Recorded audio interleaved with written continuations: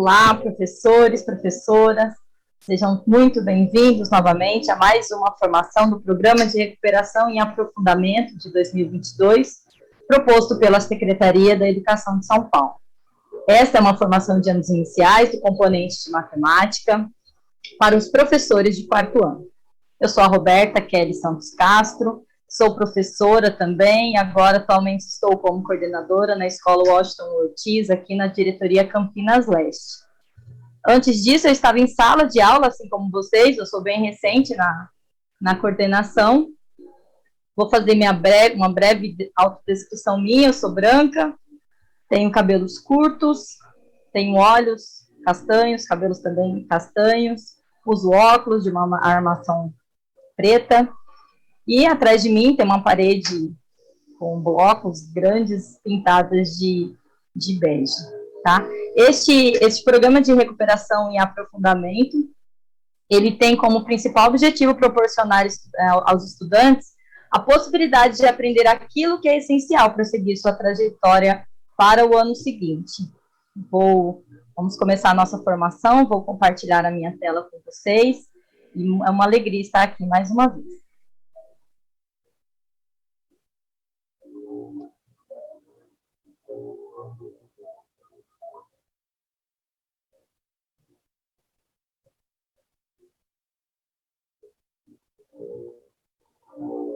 Antes de mais nada, é muito importante que vocês possam acessar o material do Aprender Sempre.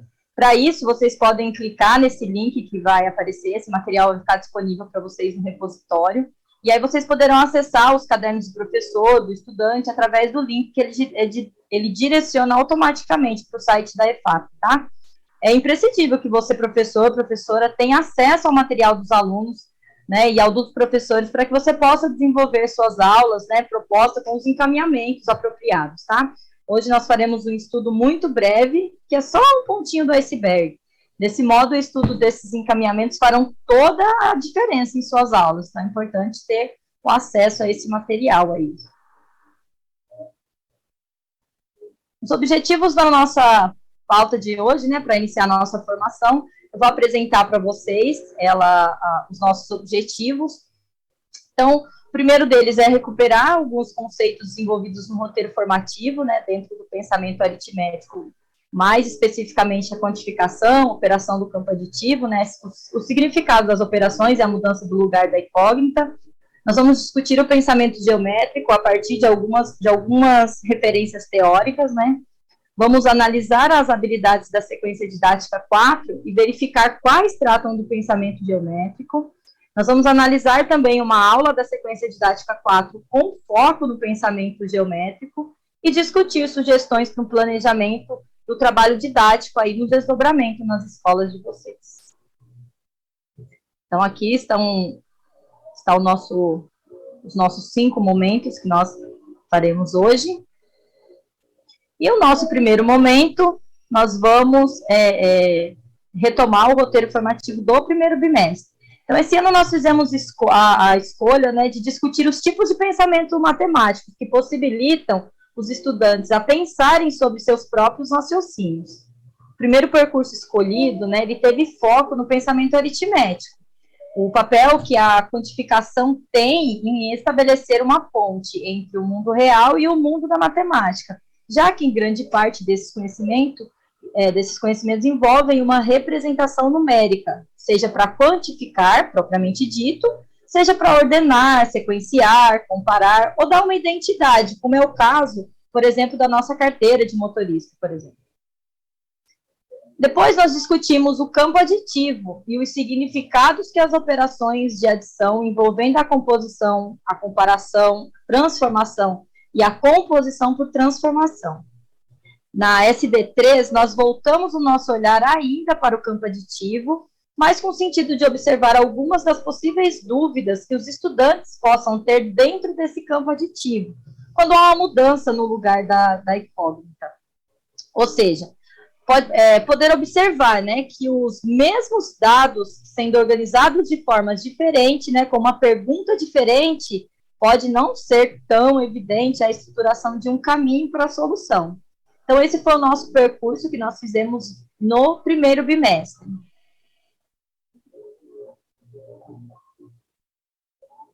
E aí, da mesma forma que fizemos nas formações anteriores, nós continuaremos nesse bimestre a discutir os tipos de pensamentos matemáticos, né, de maneira que você, professor, professora, possa perceber que a matemática não há, né, na matemática não há um único tipo de pensamento, né, são muitas as formas de pensamento que contribuirão para que os estudantes possam organizar uma forma de raciocinar e desenvolver procedimentos para encontrar respostas para situações que lhes são apresentadas. E, além disso, também irá perceber que os tipos de pensamento podem perpassar por mais de uma unidade temática, né? Como é no caso desses 3 tipos de pensamento, né? Que é o pensamento geométrico, o estatístico e o algébrico. Né? Nessa formação da sequência didática 4, nós iremos discutir o pensamento geométrico. Na sequência didática 5, nós discutiremos o pensamento estatístico, e na sequência didática 6, nós discutiremos o pensamento algébrico. Vamos lá para a nossa parte teórica de hoje. Então, para iniciarmos as nossas discussões sobre o pensamento geométrico, nós iremos primeiro falar um pouco sobre a geometria, né? Trouxemos 2 autores para situarmos nosso ponto de vista, né? Então, são 2 deles, e um deles é Freudenthal, né, um matemático holandês, que ele foi ganhador da primeira medalha Felix Klein, que é um prêmio, ele é equivalente ao Nobel, só que ele é direcionado à matemática. Ele nos diz assim, que a geometria, ela é um estudo das formas e das relações espaciais, e complementa trazendo que essa unidade temática, ela pode proporcionar uma aproximação da matemática com a realidade, visto que todos os objetos que nos cercam, eles são compostos por formas, né, algumas regulares e outras nem tanto assim. Mas também não podemos deixar de falar das relações espaciais, né, uma vez que elas nos ajudam a localizar, nos movimentar por diferentes espaços. E aí depois tem outros autores, que é Ponte e Serrazina, que eles mostram um outro lado da geometria. Eles mostram que esse tema pode aproximar os diversos objetos de conhecimento da matemática, né? E mostra exemplos como de uma reta numérica, que pode possibilitar a construção de um modelo representativo dos números, e as figuras geométricas, que podem auxiliar na compreensão dos números racionais, né? Das frações, estabelecendo uma relação direta com os números decimais. E aí depois essas referências, elas estão lá no finalzinho, se vocês quiserem aprofundar mais nos estudos, né, é um material de fácil acesso, para vocês procurarem na internet, e vale super a pena a leitura, tá? E aí, como o Freudenthal, ele nos diz, a geometria, ela é composta por 2 grandes campos de conhecimento: as orientações espaciais, né, e as formas, né? Então, nos próximos slides, nós iremos tratar de cada uma delas em separados, tanto das orientações espaciais, quanto das formas. Então, nas orientações espaciais, elas nos ajudam a vivenciar o espaço, e elas devem ser pensadas a partir de atividades práticas exploratórias, como informar a localização de pessoas e objetos, a se movimentar no espaço, trazer indicações de como chegar a um determinado ponto, uma farmácia, uma padaria, por exemplo. Mas isso não basta, né? É preciso representar, tanto oralmente, como por registro escrito, né? Que pode ser um desenho mais preciso, ou um esboço, mas que ele permita que o leitor desse mapa, né, ele consiga chegar ao seu destino. Então, esse trabalho ele é muito importante, né, ser desenvolvido junto às crianças. Primeiro porque, inicialmente, as crianças tomam por referência o seu próprio corpo para se orientar espacialmente, né? Por exemplo, quando a criança é pequenina, né, e ela quer pegar um brinquedo, ela precisa dimensionar a distância que tem do seu corpo até o objeto. E aí, com o passar do tempo, ela vai percebendo que serão apresentados a ela outras referências, como, por exemplo, o brinquedo está guardado na gaveta da direita, embaixo da cama, né? E as orientações para localizar um objeto, ele passa a ser mais precisa. não levando em conta apenas o seu próprio corpo. E aí o mesmo se dá em relação à movimentação no espaço, né? As crianças, elas precisam saber como chegar ao pátio da escola, onde precisam virar à esquerda, onde devem virar à direita. Então, esses passos, aproximadamente, devem fazer antes, quantos passos, né, elas devem fazer antes de chegar a algum lugar. E, além disso, indicar alguns referenciais para saber se estão ou não, né, no caminho certo. Então, é sempre bom ter essa referência. E, além disso, também trouxe a questão da representação oral e da representação escrita. Falar sobre um desenho que recebeu, falar sobre o desenho que a própria criança fez, isso aí vai permitir que ela possa refletir sobre o espaço, né, que ela organize mentalmente o percurso e verifique se há necessidade de ajustar a sua fala ou mesmo seu registro. E esse processo de falar sobre, ele ajuda a estabelecer um processo de metacognição e possibilita fazer uns ajustes, né, sobre a própria compreensão sobre o espaço vivido. E aí essas atividades relacionadas ao espaço, elas parecem muitas vezes simples, né, e muito bobas, né, mas só que para elas são fundamentais, essas atividades relacionadas ao espaço, para que elas tenham uma compreensão, né, de todo o espaço, e por esse motivo, talvez, o trabalho de socialização, né, dessas representações, sejam elas orais ou sejam escritas, elas sejam tão importantes.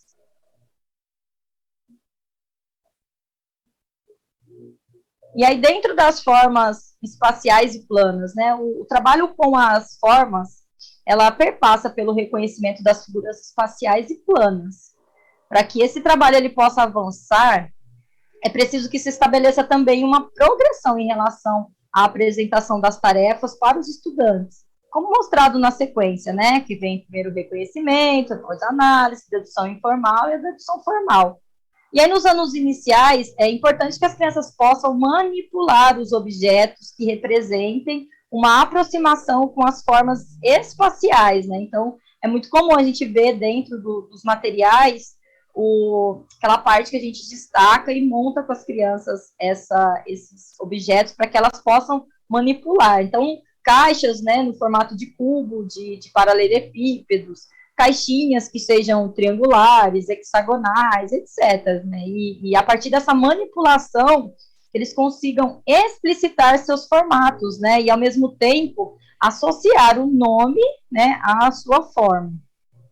E aí o próximo passo que precisa ser pensado como tarefa, ele diz respeito à análise, né, que identifica nesse processo dos componentes que compõem a figura, ele reconhece algumas de suas propriedades e faz uso dela para resolver problemas, né. Vamos ver um exemplo, ó.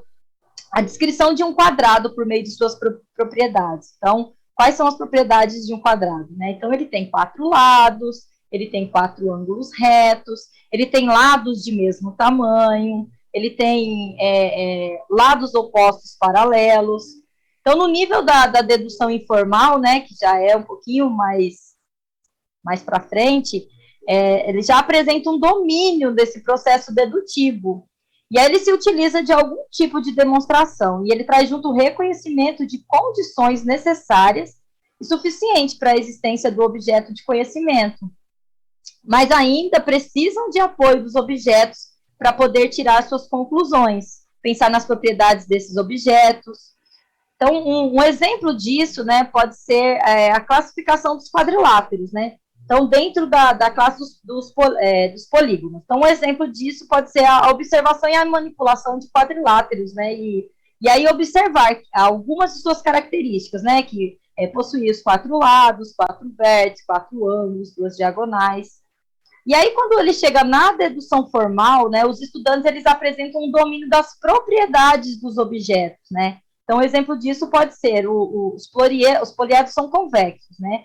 Então, se tiverem as seguintes características, por exemplo, 2 faces distintas, não pertencem ao mesmo plano, né? E cada aresta, ela pertence apenas a duas faces. As faces são formadas por polígonos planos, tudo sem o apoio da visualização, ou seja, o conhecimento já se encontra em uma fase de abstração. Então, a partir das características, né, quando ela chega na dedução formal, a partir das características, ela já consegue identificar sem ter a necessidade de ter o material em mãos agora, né? Ela já consegue abstrair.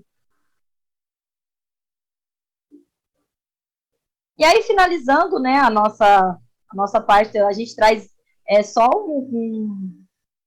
uma pontinha do iceberg, né, que é para vocês terem, assim,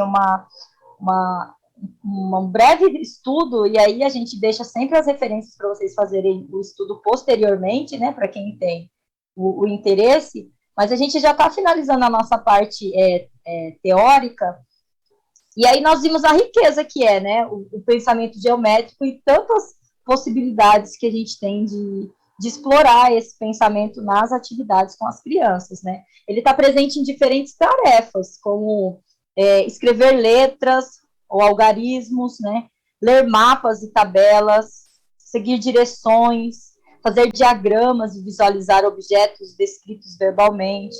E aí, sem esse pensamento, é difícil comunicar sobre a posição e a relação entre os dois ou mais objetos, né? Dar e receber indicações para chegar a um determinado lugar, completar tarefas ou imaginar as mudanças que podem ocorrer quando as figuras são divididas, associadas ou mudadas de posição no espaço. Então, já discorremos sobre alguns dos conceitos, né, que permeiam o pensamento geométrico, e agora nós vamos, a nossa mão na massa, e nós vamos analisar uma atividade do material Aprender Sempre, né, e pensar junto nesses conceitos. Então, agora a gente vai para dentro do material para a gente conseguir materializar o que a gente viu aqui com relação ao pensamento geométrico. Então, dentro desse estudo que a gente fez agora, onde a gente vai ver essa possibilidade de trabalho com as crianças em sala de aula. E a gente vai para o nosso terceiro momento.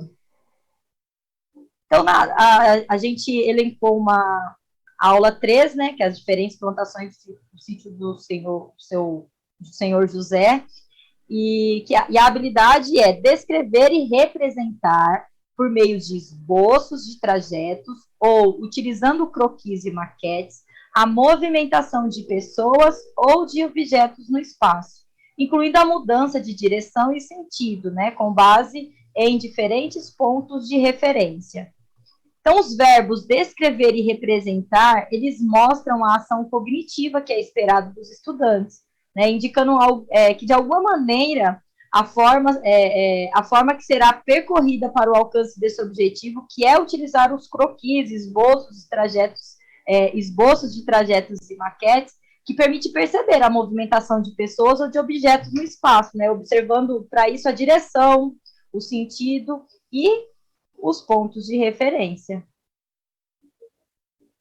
Então, vamos lá no nosso quarto momento, que a gente vai conhecer e analisar uma aula, que é a aula 3 da sequência didática 4.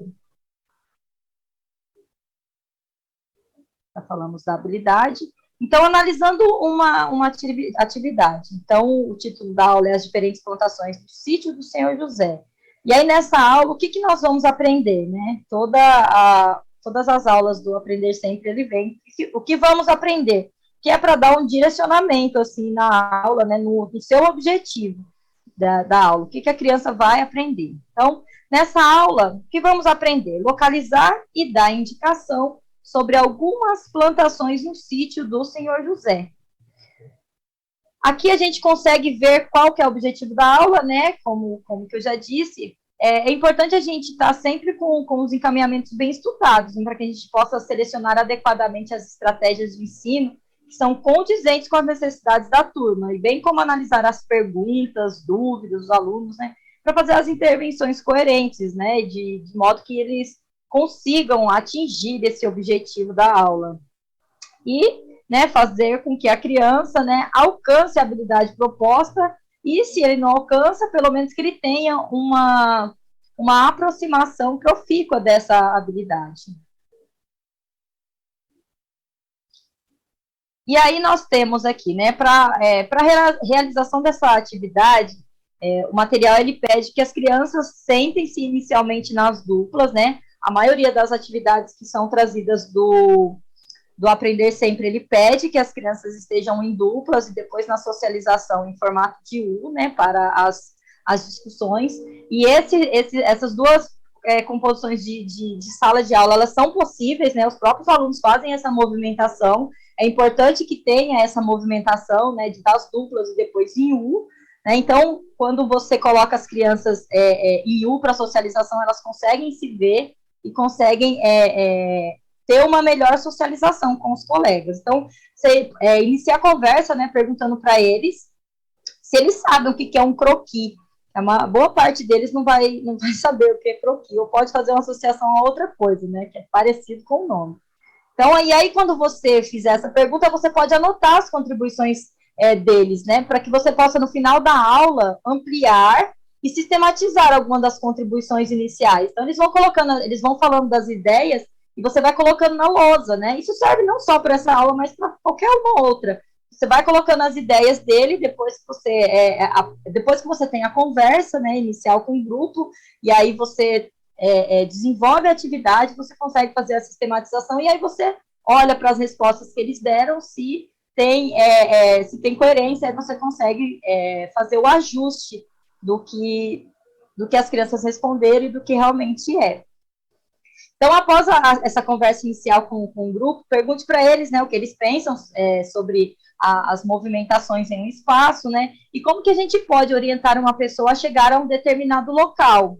Então, você pode circular com os estudantes por diferentes ambientes da escola, né, e pedir para ele que durante o trajeto comente quais deles podem servir como pontos de referência, né, para uma pessoa que não conhece o espaço, para que ela consiga chegar até o destino desejado. Então, se você não consegue fazer isso fora da sala de aula, você consegue fazer até dentro da sala de aula mesmo com os estudantes. E aí, se você sair, né, para fazer essa exploração lá fora da escola, então, no retorno à sala de aula, você pode promover, com a participação dos estudantes, a construção coletiva de um esboço, né, no caso, ou um croquis do trajeto que vocês realizaram. E aí, no caso não seja possível, né, andar com as crianças, faz um croquis na sala mesmo, da sala de aula, para localizar um armário, né, tem várias possibilidades para trabalhar a localização, mesmo em espaços que sejam reduzidos, né, como o espaço da sala de aula, por exemplo. Então, olhando agora para o croquis do material do aluno, peça que eles façam a leitura geral, né, de tudo que tem nessa imagem aí.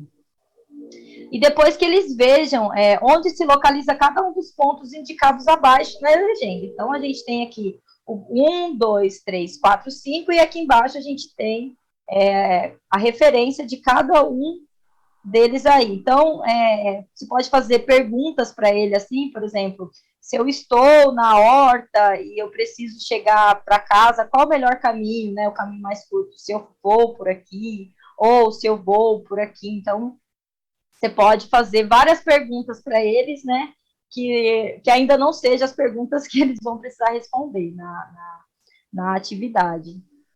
E aí, para cada pergunta que você fizer para os estudantes, aí você pode pedir para eles justificar a resposta dele. Então, por que você escolheu ir para a direita e não para a esquerda? Por que você escolheu ir em frente e não virar à direita? Então, essas justificativas, elas são importantes, né? Porque a gente precisa fomentar essa argumentação das crianças, né? Sobre as respostas que ela deu. Então, não é, eu vou por aqui porque sim, vou por aqui porque é um caminho mais curto, ou, sei lá, porque eu quero passar por tal lugar. Então, é importante a gente trazer essa argumentação para dentro da conversa, tá? Porque isso aí vai fazer com que eles possam fazer as aproximações com vocabulário adequado às relações espaciais, né? Que é a localização e a movimentação no espaço. E promover também que eles observem que o croquis, ele podem ser vistos de vários ângulos, né? Como se eles estivessem dentro dele ou olhando de frente para ele, Que aí de cada jeito que ele olhar, ele vai ter um olhar diferente, né? Que são os pontos de vista. E as orientações também serão diferentes. Então, aqui já dá uma boa de uma exploração com as crianças, tá? Dá uma aula bem bacana. E aí no item A, né, tá dizendo assim, ó, indique no desenho um trajeto da casa do senhor José à plantação de graviolas. Então, nesse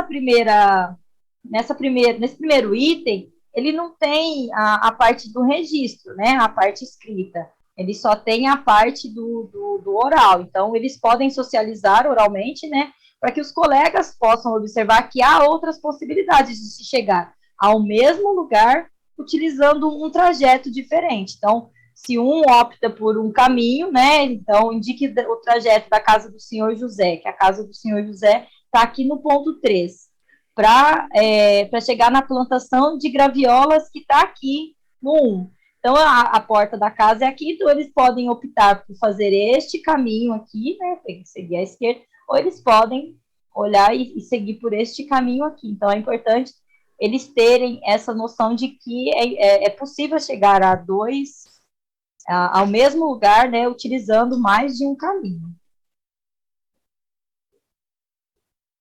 Já no item B, né, no item A, eles não precisavam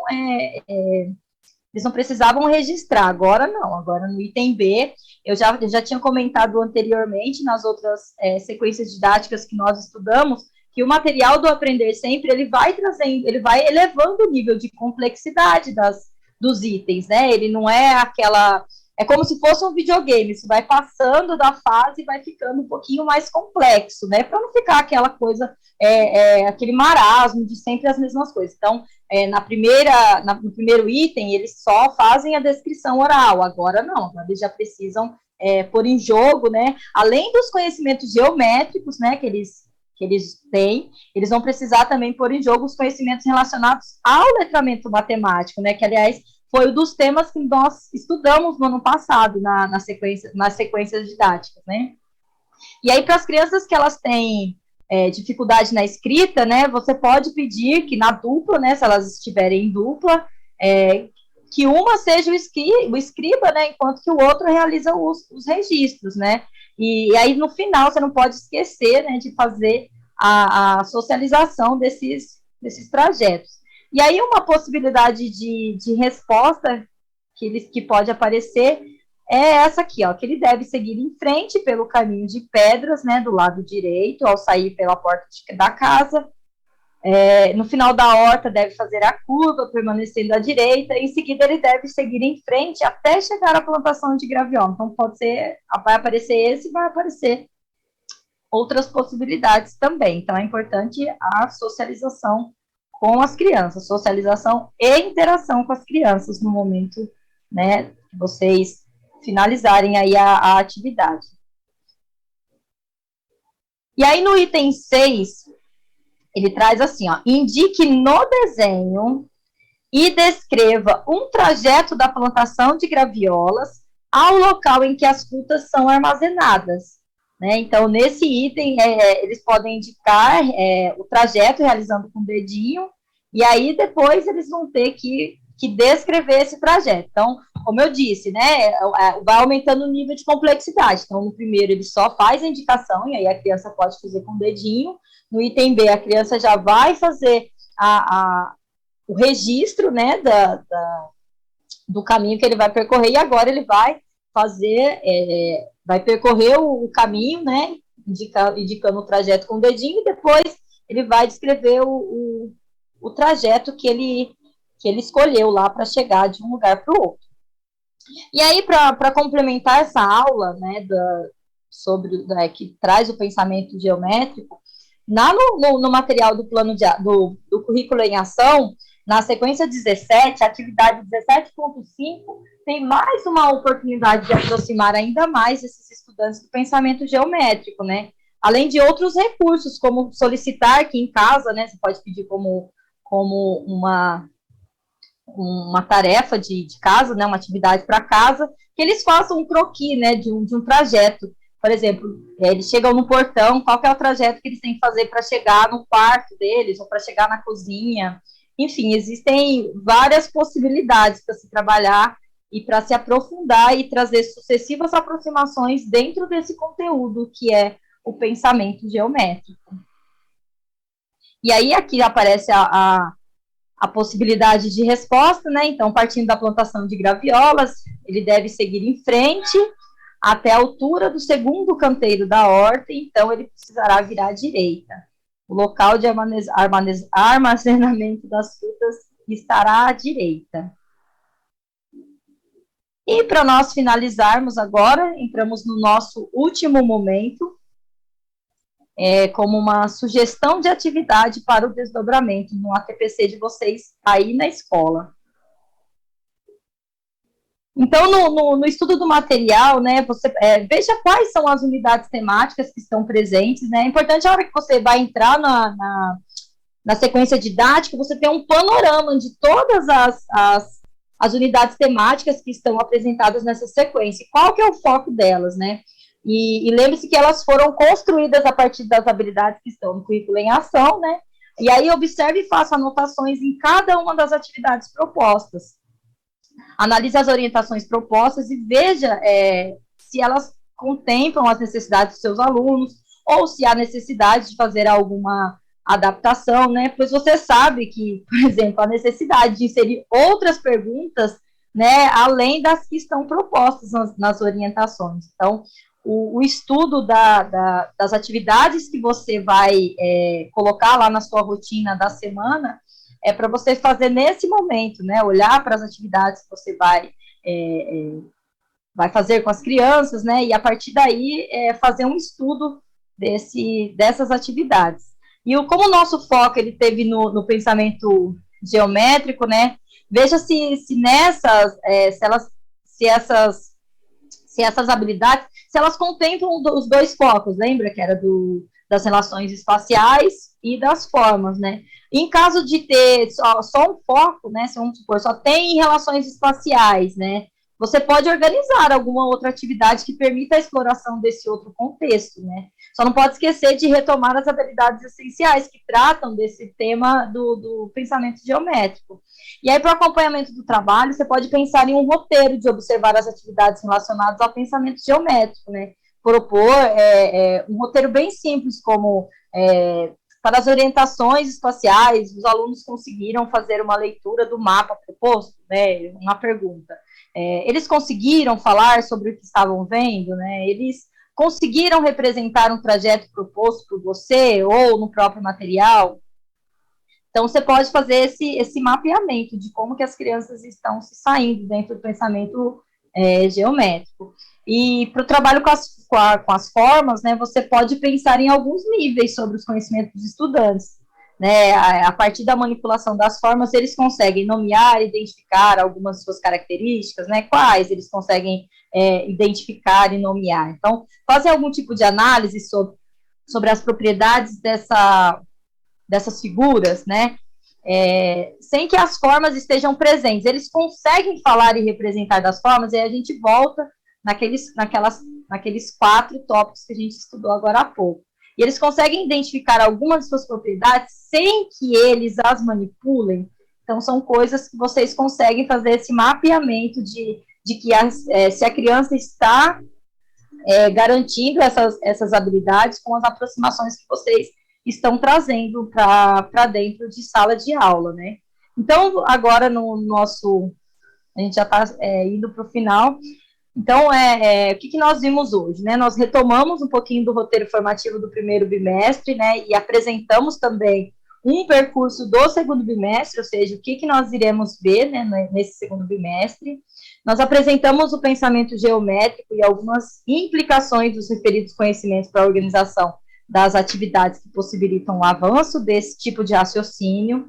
Nós também analisamos, né, que estão apresentados no material Aprender Sempre, verificamos com quais pensamentos geométricos elas estão relacionadas. Nós analisamos também uma atividade do material do Aprender Sempre, a aula 3, e no final, agora, nós sugerimos uma atividade para o desdobramento do trabalho após essa formação no outro horário que vocês têm de 45 minutinhos.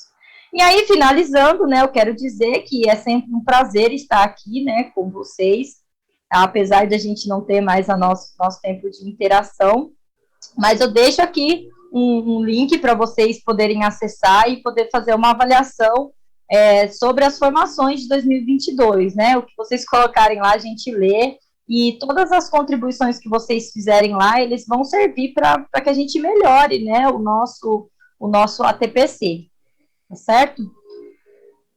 E aqui nós temos as nossas referências, né, bibliográficas, se vocês tiverem interesse em estar aprofundando mais esses conteúdos, né, sobre o pensamento geométrico, eu acho super válido, né, professor tem que estar sempre estudando, é uma profissão que a gente não para de estudar nunca, então o material aí fica disponível para que vocês possam ter acesso e fazer um estudo mais aprofundado. Espero ter contribuído mais um pouquinho para a formação de vocês. Como eu disse, foi um prazer estar aqui com vocês e até a próxima. Fiquem com Deus.